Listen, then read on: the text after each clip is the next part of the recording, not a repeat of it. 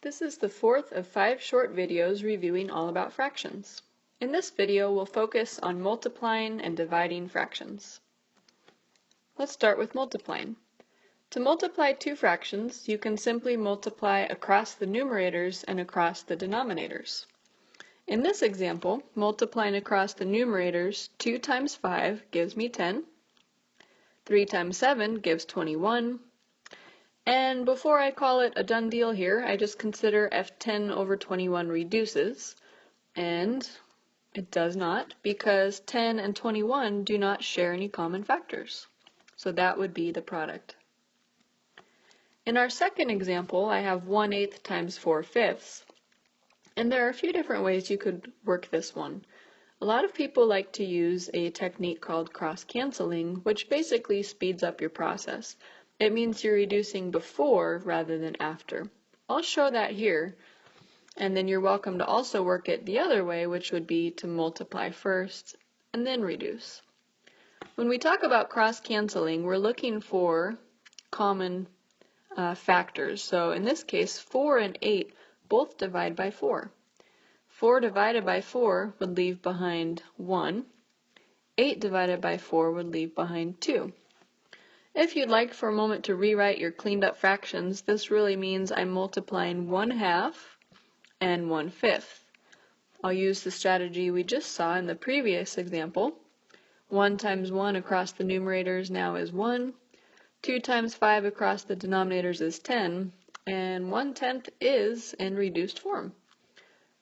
So we ended up reducing at the beginning rather than at the end.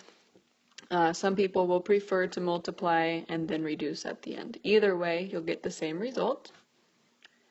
What would you think we do now with a mixed number involved? So now I have 4 2/3 times 5/7. In one of our previous videos, we saw that when working with mixed numbers and multiplying, we actually need to change it to an improper fraction. So 4 2/3 is the same as multiplying the denominator of 3 times the whole number of 4, adding the numerator and keeping the denominator the same. So that really means 12 plus 2 over 3, or 14/3 as the equivalent rewrite of 4 2/3. And I will need to write it in this way to actually multiply. So now I have 14/3 times 5/7. If we look for some cross-cancellation like we did in the previous example, we'll notice that 14 and 7 both divide by 7. 14 divided by 7 would leave 2. 7 divided by 7 would leave 1. And now let's just go ahead and multiply straight across the numerators. I really have 2 times 5 in the numerators, giving back 10. 3 times 1 in the denominators, giving back 3. So I have 10/3 as an answer. Let's go ahead and write this also as a mixed number though, just because we started off with a mixed number in the beginning. Let's refresh on that process. To write 10/3 as a mixed number, I will actually show long dividing. So 10 divided by 3. You could do this in your head or show some side work. But 3 will go into 10 3 times, telling us to subtract 9, leaving us with a remainder of 1.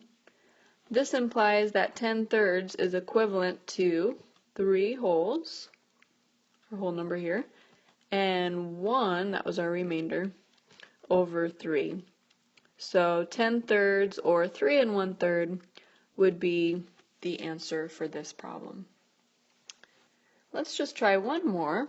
If I gave 2 times 3/4, we have a whole number of 2. So a nice little trick is to take the whole number of 2 and rewrite it as itself over 1. So 2 divided by 1, of course, is still equivalent to 2, but this makes it really feel now like I'm just multiplying two fractions.